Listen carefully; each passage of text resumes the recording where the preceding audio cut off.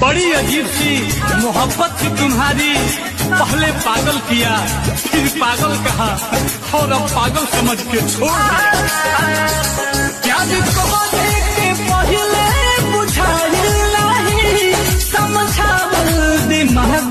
प्यारी बात कहूँगा, एक माँ अपने बेटे के साथ किसी पार्क में बैठी हुई थी। पास ही में एक कौवा भी बैठा हुआ था। माँ ने बेटे से पूछा, बेटा ये क्या है? बेटे ने जवाब दिया, माँ ये कौवा है।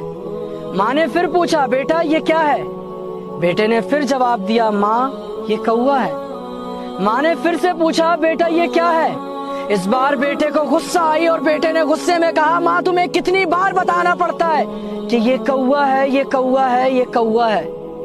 माँ हंसी और माँ ने हंसते हुए जवाब दिया, बेटा जब तू 8 साल का था ना तो यही गार्डन था और ऐसे ही एक कौवा बैठा हुआ था और तूने मुझसे 70 बार पूछा था कि माँ ये क्या है, ये क्या है, और मैंने 70 बार तुझे जवाब दिया था कि बेटा ये कौवा है, ये कौवा है। अरे आयुष भाई। हाँ भाई। दुनिया में सबसे कीमती चीज क्या है? माँ।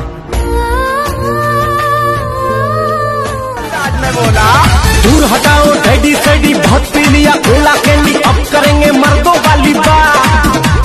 खूब पिएंगे बियर बियर, साथ में लेके सेक्सी डियर, पार्टी चलेगी सारी रात। लवंडिया लवंडिया लवंडिया लंदन से लाएंगे रात भर। गर्लफ्रेंड बदलते हो, अच्छा दिल से लगा के नहीं चलते हो, खाली हम होगा नहीं कि आप लोग का। हाँ डेली डेली तुम गर्लफ्रेंड बदलते हो, दिल से लगा के नहीं चलते हो।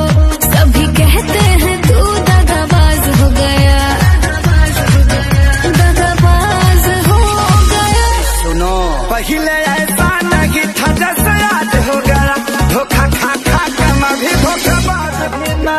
भगवान जी हो जब दिल तू बनवला तो दवाई कहना, जब दिल तू बनवला तो दवाई कहना।